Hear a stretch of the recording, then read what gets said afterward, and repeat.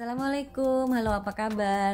Dan bagi yang baru pertama kali berkunjung, ini adalah channel Flower Family Fun, sharing tentang anggrek dan tanaman hias.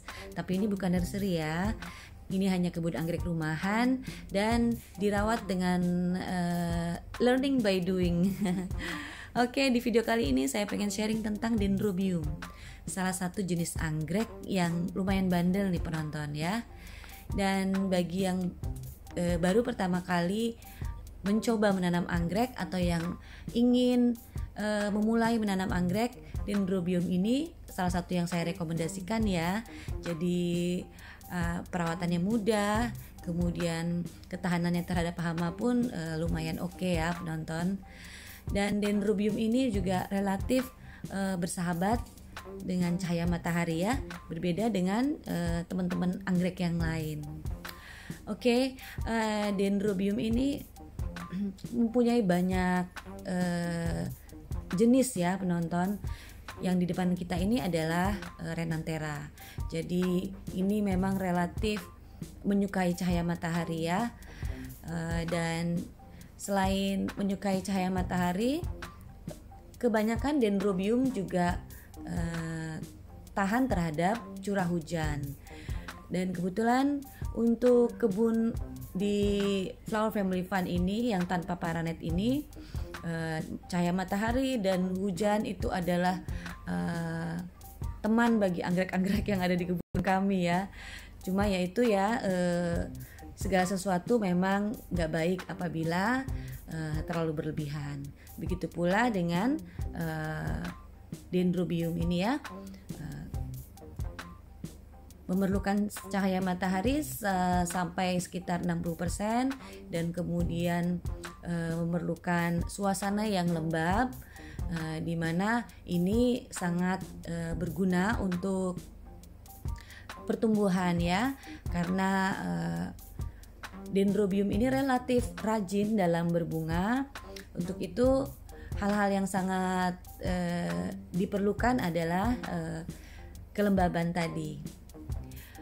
Baik penonton, saya juga akan membagikan beberapa tips dalam merawat Dendrobium ya, nanti di tengah-tengah video. Jadi ikuti terus video dari Flower Family Fun ini ya, dan jangan lupa jika berkenan di subscribe, dan jika menyukai di like dan di share di media sosial. Baik penonton, yang pertama yang kita harus perhatikan mengenai Dendrobium adalah pseudobulbnya.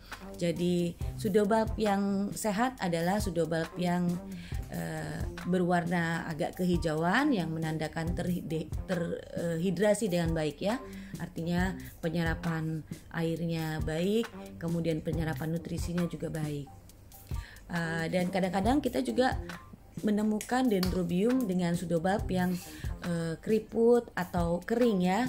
Nah, itu adalah salah satu ciri-ciri pseudobulb yang dehidrasi. Selain itu kita juga bisa mengenali Dendrobium yang sehat dari daunnya. Jadi ketika daun itu berwarna hijau cerah, itu adalah Dendrobium yang sehat dengan cahaya matahari yang cukup. Tetapi apabila kita menemukan daun Dendrobium itu berwarna hijau tua, itu artinya adalah kekurangan cahaya matahari ya penonton. Seperti yang di depan kita ini adalah contoh pseudobulb yang sehat ya. Ini dari Gatan Sunray. Oke, kita ikuti bagaimana saya menanam Dendrobium ini ya.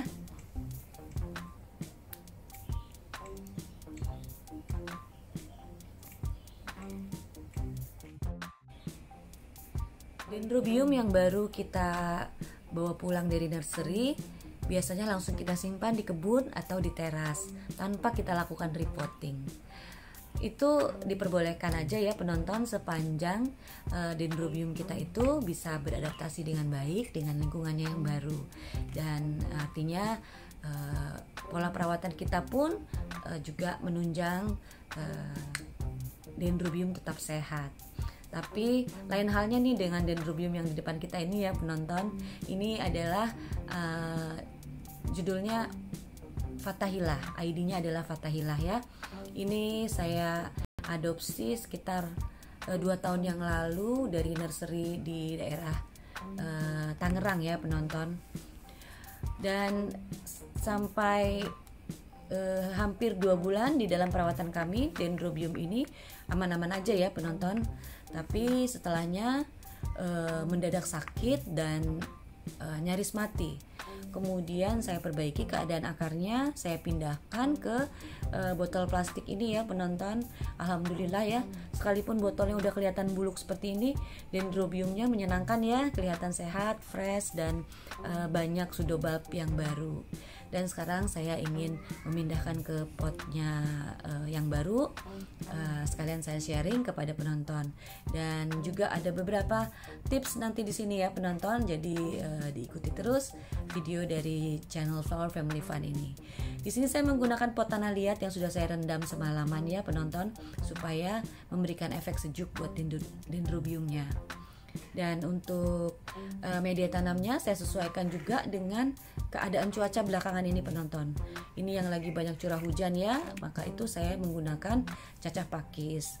Dan saya meminimalisir menggunakan arang ya, karena lebih cenderung ini ya, lebih cenderung memberikan efek basah yang lebih lama kalau arang. Dan adapun saya gunakan batu di sini untuk sebagai pemberat ya, supaya stabil plant kita nanti di dalam potnya. Pada prinsipnya sekarang ini kita memindahkan dendrobium yang sehat ya penonton.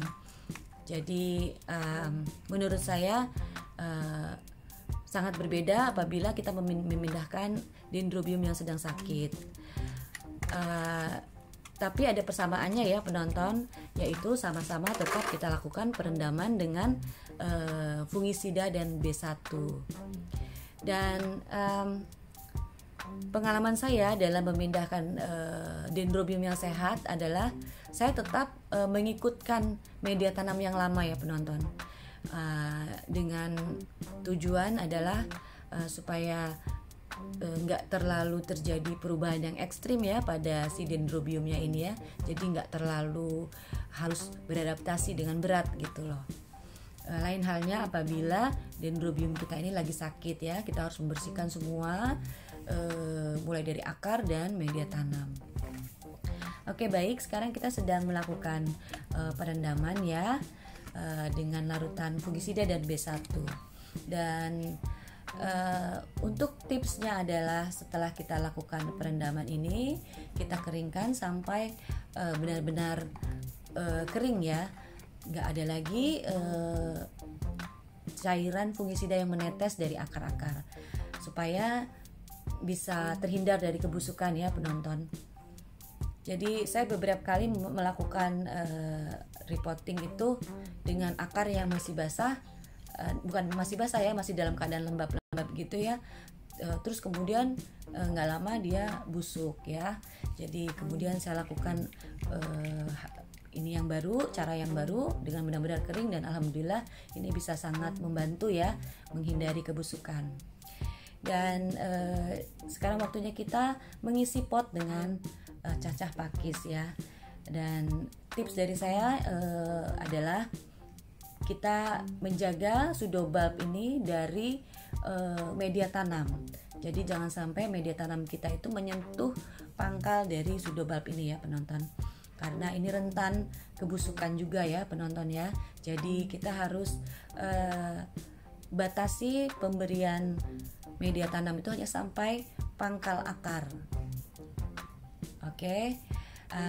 Dan juga dalam pemberian media tanam kita jangan terlalu padat ya, supaya bisa memberikan ruang untuk akar-akar itu bernafas. Dan ini adalah teh yang biasa kita konsumsi di rumah nih penonton. Saya biasa menggunakan teh ini sebagai nutrisi tambahan ya buat anggrek-anggrek, dan terutama anggrek yang rentan ya akibat jamur atau kebusukan ya. Saya biasa menggunakan teh seperti halnya yang pernah saya upload sebelumnya nih penonton. ini adalah anggrek gurun ya. Waktu itu saya repotting karena sakit, kemudian saya split dan saya kasih teh. Inilah hasilnya penonton. Sekarang sudah ada muncul ini ya, pertumbuhan yang sangat baik ya. Jadi saya bisa bisa memberikan perkembangan yang bagus ya buat anggrek yang sakit dengan memanfaatkan teh. Selain itu juga hal yang harus kita perhatikan dalam menanam dendrobium adalah akar yang kokoh. Jadi ketika akar itu kokoh berada di dalam pot, nggak goyang sana goyang sini gitu ya, itu akan memberikan efek yang sangat baik bagi pertumbuhan dendrobium ya. Di sini kita sangat diperlukan ini ya, kreativitas ya penonton, karena ada beberapa dendrobium yang yang kecenderungan tumbuhnya itu nggak beraturan seperti ini ya, dan artinya juga nggak balance untuk kita masukkan ke dalam pot ya, dan kita memerlukan alat bantu supaya dia bisa berdiri tegak. Nah, sebenarnya ini sepele ya penonton, tapi ini sangat penting bagi pertumbuhan anggrek supaya kemudian dia bisa tumbuh sehat dan kemudian bisa melakukan proses pembungaan dengan baik ya, karena akarnya itu stabil di dalam pot. Oke penonton, terima kasih sudah bersama Flower Family Fun dan semoga ini bisa bermanfaat. Wassalam.